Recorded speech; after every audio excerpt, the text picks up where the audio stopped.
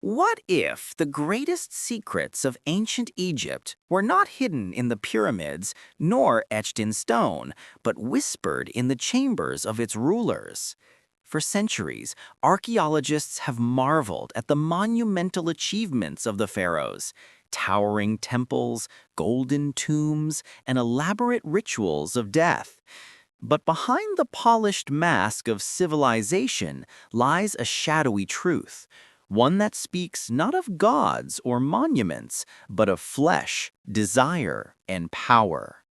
In the heart of the Nile Valley, where the river once overflowed with life and abundance, sexuality was not merely an act of reproduction, it was a ritual, a divine performance, a tool to mirror the gods and maintain cosmic order.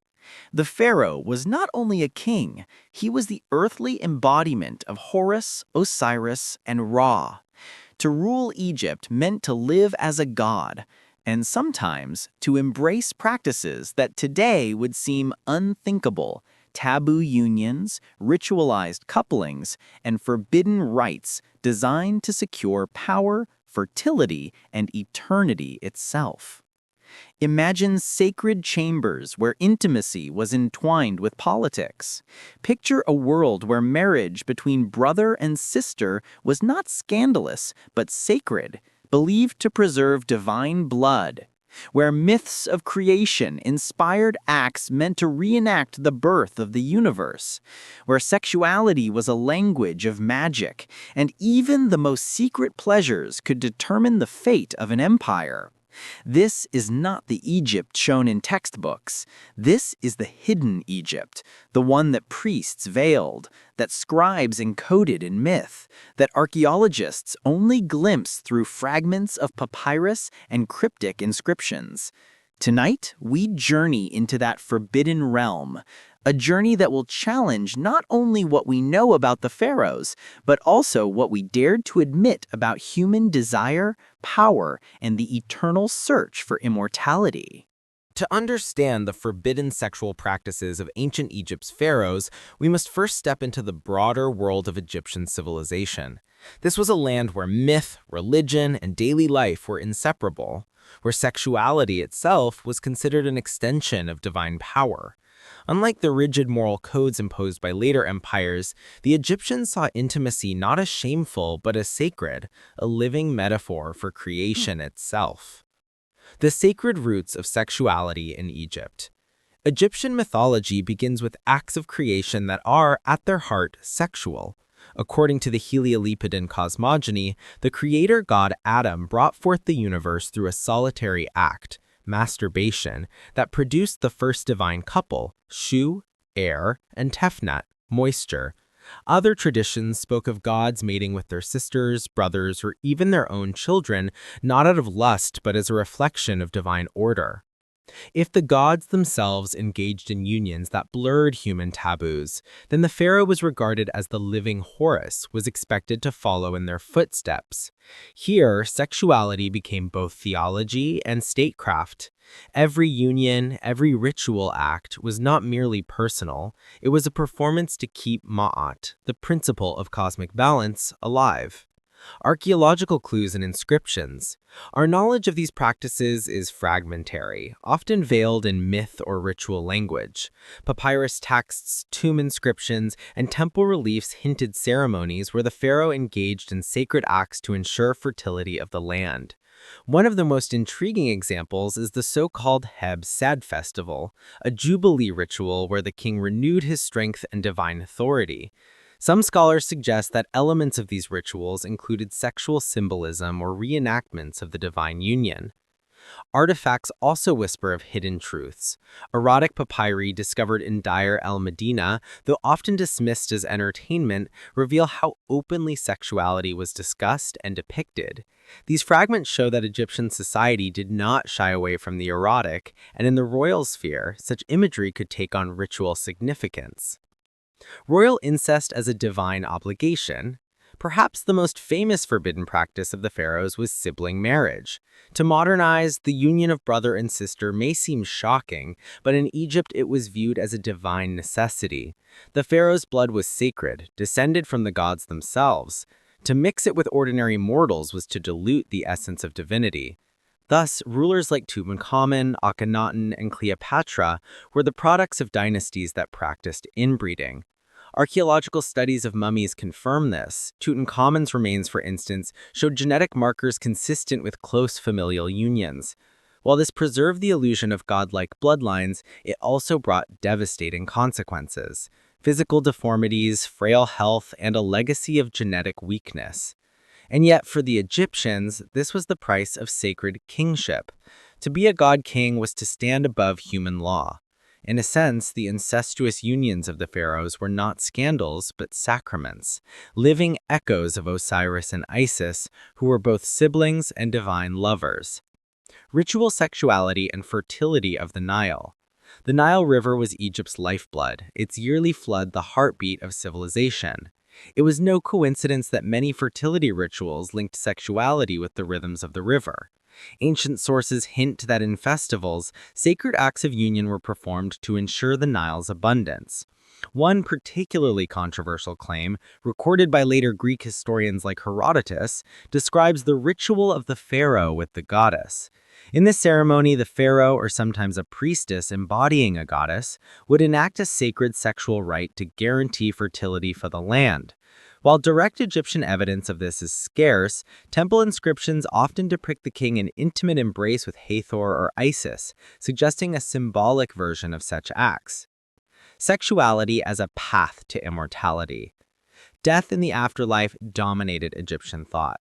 Just as the pharaoh's body had to be preserved through mummification, so too did his vitality need renewal.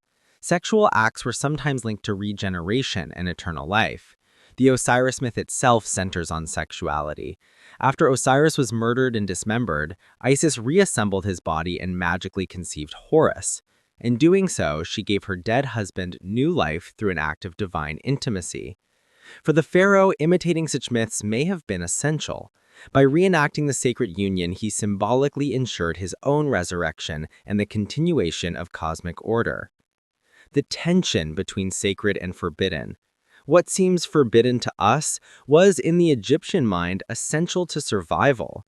Incest, ritualized couplings, and acts echoing divine myths were not moral scandals, but religious duties. Yet even in antiquity, outsiders found these practices shocking. Greek and Roman historians often wrote of Egyptian rituals with fascination and disgust, branding them as exotic and decadent. This tension is key. For Egypt, sexuality was power, magic, and theology. For later cultures, it was a scandalous curiosity. And for us today, it remains an enigma, half concealed in myth, half revealed in bones, papyri, and the silent hulls of ruined temples. The archaeological record continues to yield new evidence. From DNA analysis of royal mummies to reinterpretations of temple reliefs, scholars are piecing together a picture that is both tantalizing and unsettling. A picture in which the private lives of pharaohs were inseparable from their cosmic responsibilities, and where desire itself could shape the destiny of a civilization.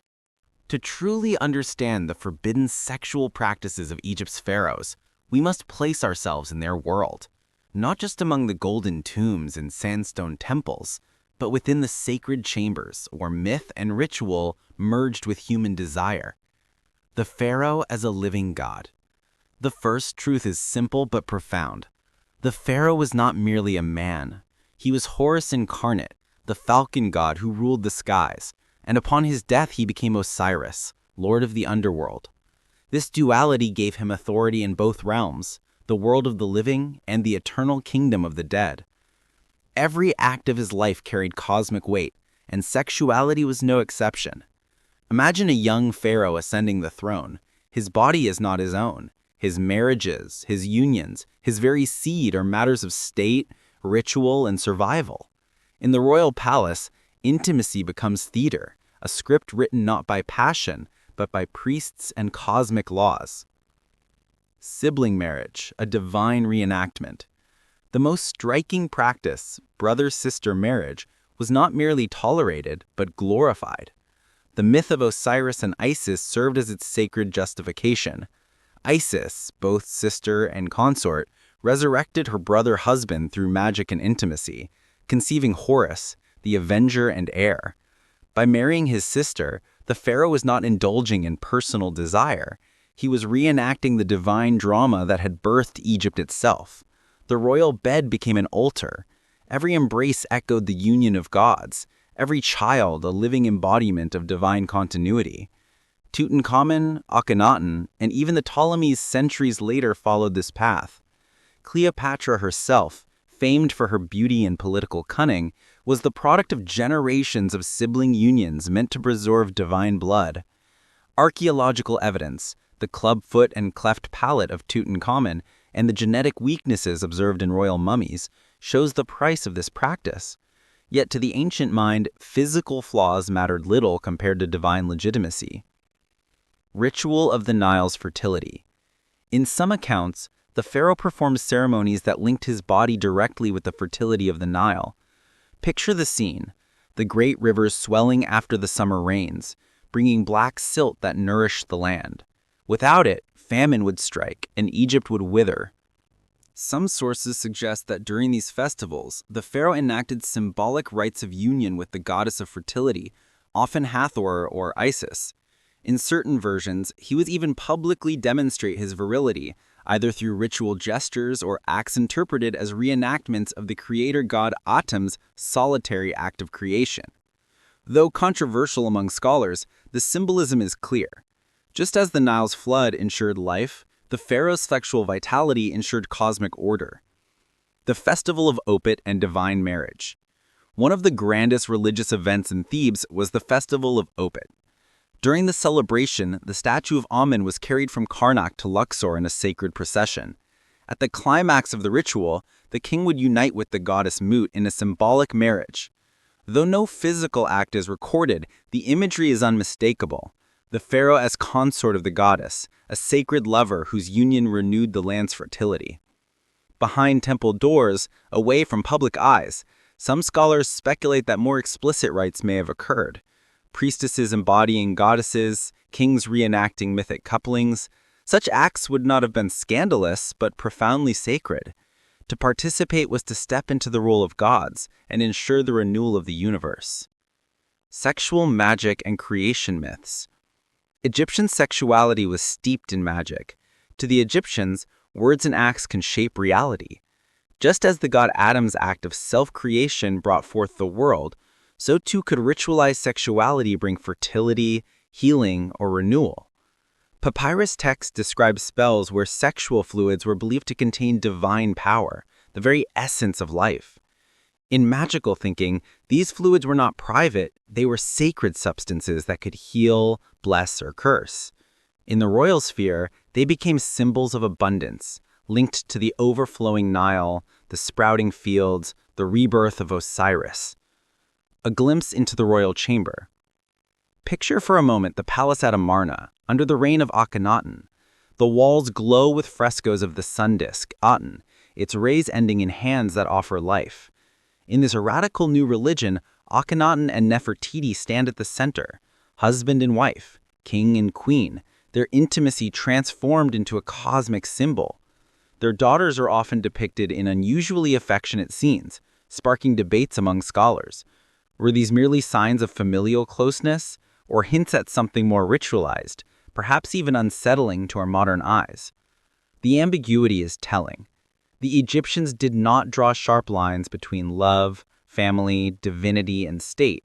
For them, intimacy was fluid, both metaphorical and literal, a way to mirror the acts of gods, even if that meant crossing boundaries we now call forbidden. The price of divine desire. But there was a cost. Incestuous unions preserved divine legitimacy at the expense of genetic health.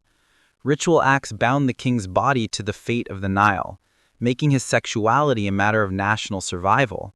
Even the smallest weakness in the royal line could be interpreted as cosmic imbalance, a sign that Ma'at, the divine order, was breaking. When Tutankhamun died young, frail, and possibly deformed, it was not merely a family tragedy. To the priests and people of Egypt, it was a rupture in the chain of divine kingship.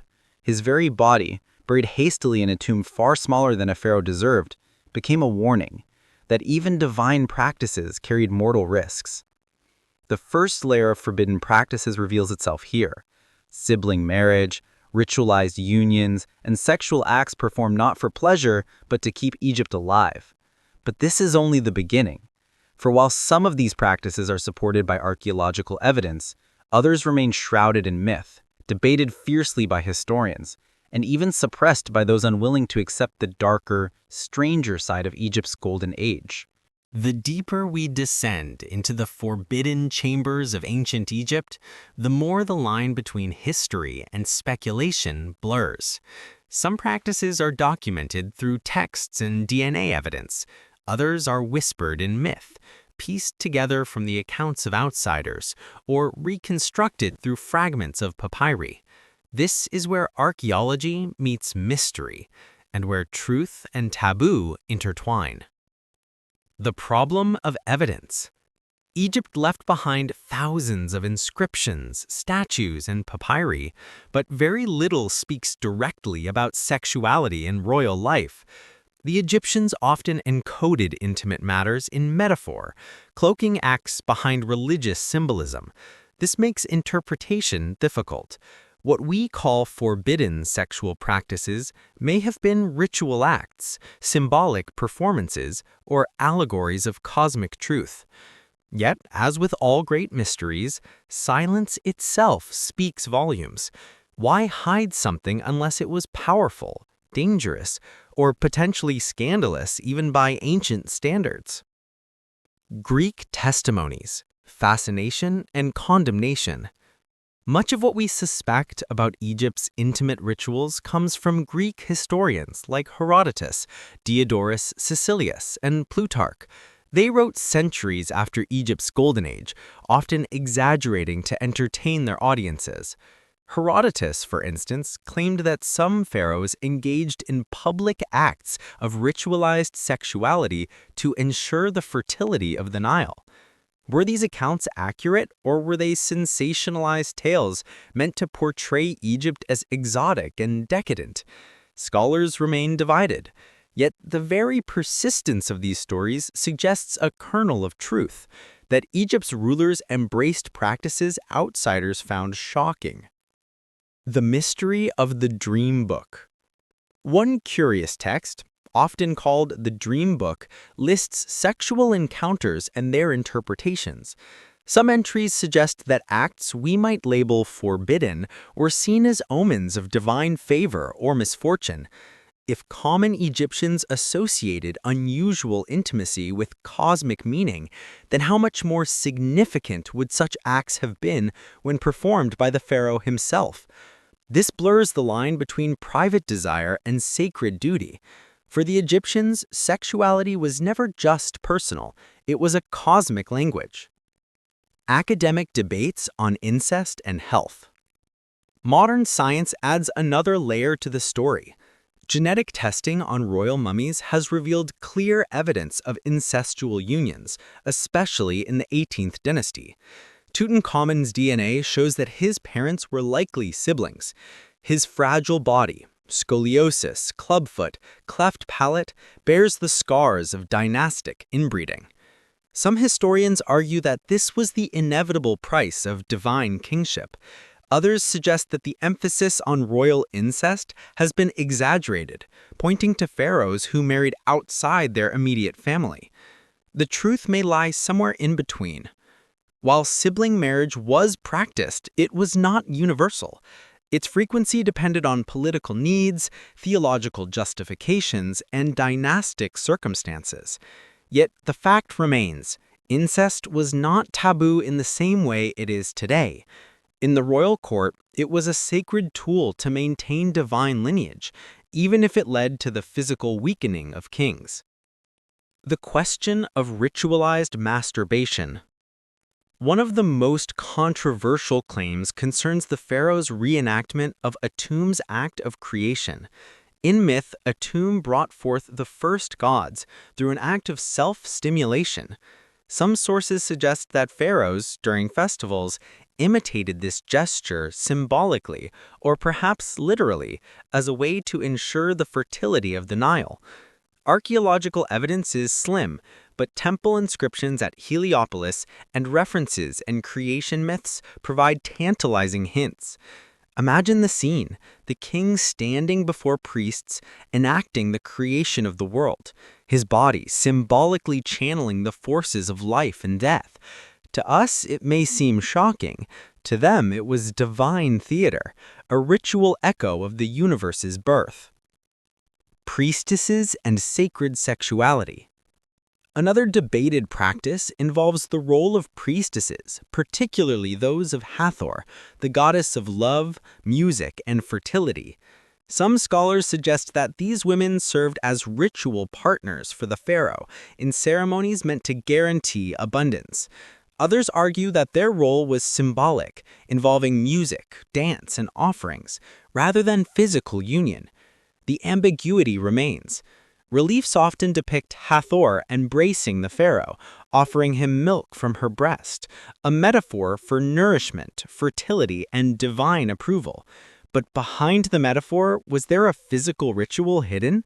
We may never know, yet the imagery suggests a deep connection between sexuality, sustenance, and royal power. The shadow of Akhenaten. No discussion of forbidden practices is complete without Akhenaten, the heretic king. His reign was marked by radical religious change, as he abandoned the traditional gods for the worship of Aten, the sun disk.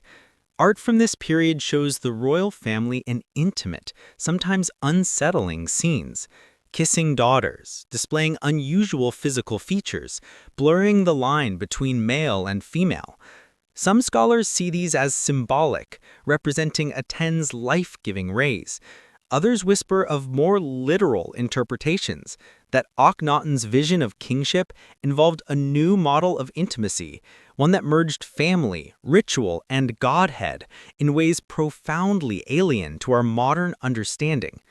Whatever the truth, Akhenaten remains a lightning rod for debates about Egypt's sexual taboos.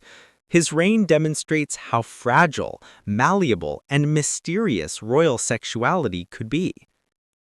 The hidden papyrus of Turin.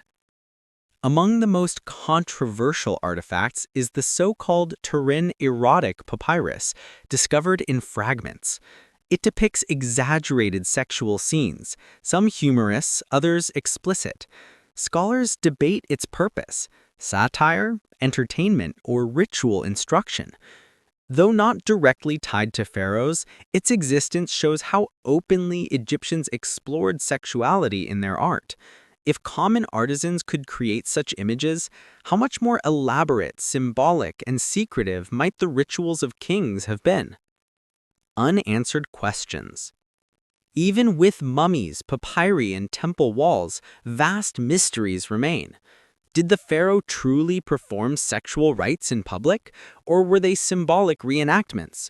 Were priestesses ritual partners, or merely symbolic goddesses? How much of what we call forbidden was sacred to them, and how much was projection from outsiders like the Greeks? These questions remain unanswered, leaving us suspended between history and speculation. Perhaps that is the true allure of this topic. It forces us to confront the limits of our knowledge and the strangeness of human history. At this point, we stand at a crossroads. We have examined the evidence, incest, ritualized acts, mythic reenactments, and seen how scholars argue over their meaning. But what lessons can we draw from this? What does the forbidden intimacy of Egypt's kings teach us about humanity, power, and survival? At first glance, the forbidden sexual practices of Egypt's pharaohs seem alien, disturbing, and far removed from our modern world. Brother marrying sister, kings reenacting divine acts of creation, priestesses possibly serving as ritual consorts, these sound like the stuff of scandal and fantasy. Yet when we look deeper, these practices reflect something universal: humanity's endless attempt to control destiny, to bind the forces of life and death, and to ensure survival in an uncertain world. Sexuality as power. One of the clearest lessons we learn is that sexuality is never just personal. In every age, it has been tied to power. For the pharaoh, intimacy was not simply desire. It was statecraft, theology, and magic combined. To share a bed was to mirror the gods, to preserve the divine bloodline, to ensure that crops grew and the Nile flooded. In this sense, the Egyptians remind us of something we too often forget. Sexuality is a mirror of society's values. Today, power plays out in politics, technology, and wealth. In Egypt, it played out in ritual unions. The lesson? Our most private acts are never completely private. They are always shaped by the structures of power around us. The price of preservation. The pharaoh's obsession with sibling marriage highlights another theme: the cost of purity. By insisting that the royal blood remain divine, they protected their legitimacy, but at the expense of their health. Tutankhamun's frailty and the genetic weaknesses of his dynasty show the paradox of clinging too tightly to purity. This echoes through history.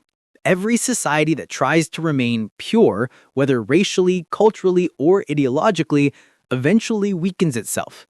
Diversity, mixing, and openness are what give life its strength. Egypt's rulers, in their attempt to preserve divinity, condemned themselves to fragility. In our modern world, this speaks loudly. Nations, companies, even individuals who fear change and cling only to their own blood, ideas, or traditions risk collapsing under the weight of stagnation. The pharaoh's bodies, brittle with inbreeding, are silent warnings from the past. The language of myth and ritual. The Egyptians turned sexuality into a cosmic language. To them, intimacy was not only pleasure, it was creation, magic, and rebirth. By reenacting the myths of Autumn, Isis, or Hathor, the pharaoh ensured that the universe remained in balance. What can we learn from this? That our actions, however small, can carry symbolic weight. The Egyptians remind us that humans crave meaning. We long for rituals, for acts that connect us to something larger. Even today, we turn marriages, birthdays, and funerals into ceremonies. The difference is that the Egyptians elevated sexuality into this same sacred category. Perhaps the real reflection is this: are there parts of our own lives we have stripped of meaning, reduced to mere biology or entertainment, when they might carry deeper symbolic weight? Death, desire, and immortality. In Egypt, sexuality was also a way of defeating death. The myth of Osiris, slain, dismembered, revived through Isis's magic, shows how intimacy was a bridge between mortality and eternity. For the pharaoh, to perform these acts was to secure his place in the afterlife, to join the gods beyond the tomb. This teaches us that humans everywhere use intimacy to confront mortality. We create children to carry our blood. We seek love to escape loneliness. We turn private desire into poetry, song, and myth, all ways of defeating the silence of death. Egypt's rituals may seem bizarre, but the longing beneath them is familiar. The desire to outlast time, to leave behind more than dust. When the forbidden becomes the sacred. Perhaps the most challenging reflection is this: what we call forbidden today was sacred to them. Sibling marriage, ritualized self-creation, divine unions, these were not perversions, but duties. This forces us to ask how much of morality is universal and how much is cultural. If incest was holy to the Egyptians but sinful to us, who is right? The easy answer is that we are, that science has shown us the dangers of inbreeding. But morality is not only science. It is meaning, story, and power. To condemn the pharaohs by our standards is to misunderstand the logic of their world. Instead, their practices invite us to humility. They remind us that what we consider normal is only a reflection of our own myths, values, and fears. 1,000 years from now, perhaps our descendants will find our customs equally strange. The modern mirror. There is also a warning here about secrecy and taboo. The pharaohs cloaked their sexual practices in myth, symbol, and ritual. Outsiders misunderstood them, turning them into scandalous tales. Today, we too live in a world where secrecy breeds distortion. What we hide becomes mythologized, exaggerated, or demonized. Perhaps the deeper lesson is that when societies veil certain truths about power, about sexuality, about desire, they give those truths even greater power. Egypt's forbidden practices were not hidden because they were trivial. They were hidden because they were central. And maybe that is the final echo across time. The forbidden always hides the sacred. In the forbidden chambers of the pharaohs, we see both the strangeness and the familiarity of humanity. Their acts were alien, yet their motives, power, immortality, survival, meaning, are our own. By gazing into their secret world, we confront ourselves, our fears, our desires, our myths. We began with a question. What secrets did the pharaohs hide in their most intimate chambers? As we have seen, those secrets were not merely personal, they were cosmic, political, and divine. The pharaoh's sexuality was not his own. It was an instrument of state, a ritual of survival, a performance for the gods. Brother married sister to preserve the sacred bloodline. Ceremonies echoed the myth of Adam's solitary act of creation. Priestesses and queens embodied goddesses in rites that promised fertility for the Nile and abundance for the land.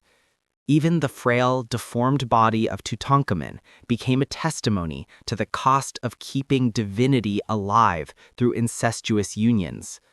To us, these acts appear forbidden, taboo even, scandalous. But in the worldview of ancient Egypt, they were sacred obligations, necessary to preserve Ma'at, the balance of the universe. What we call sin, they called duty. What we label corruption, they understood as creation. This forces us to confront an uncomfortable truth. Morality is not fixed.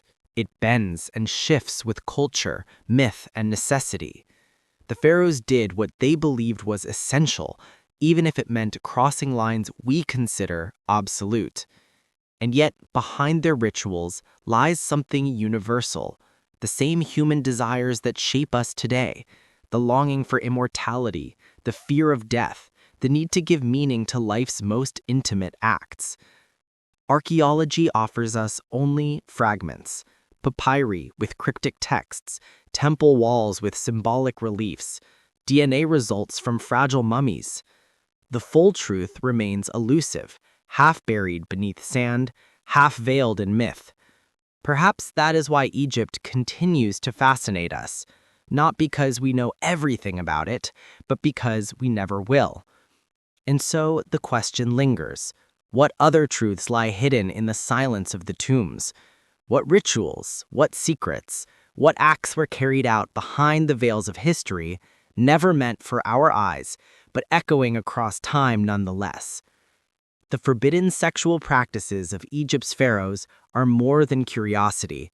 They are windows into the human soul, our capacity for power, for faith, for obsession, and for reinvention. They remind us that history is not clean. It is messy, complex, filled with shadows and contradictions. And in those shadows, we often glimpse the rawest truths about ourselves. So as we close this journey into the hidden world of Egypt's rulers, let me ask you, what do you think these practices reveal about humanity? Were the pharaohs misguided tyrants or visionaries living out a myth beyond our understanding? And most importantly, if our own lives were examined 3,000 years from now, what would our forbidden practices look like to future eyes? The story of Egypt reminds us of a simple but profound lesson. To know the past is to question the present. If this exploration has stirred your curiosity, I invite you to stay with us on this journey into the forgotten and the forbidden. Like this video, share it with others who seek hidden truths, and subscribe to the channel so you don't miss the next chapter in humanity's mysterious story. Because history is not dead. It waits, silent, buried, patient, until we dare to uncover it.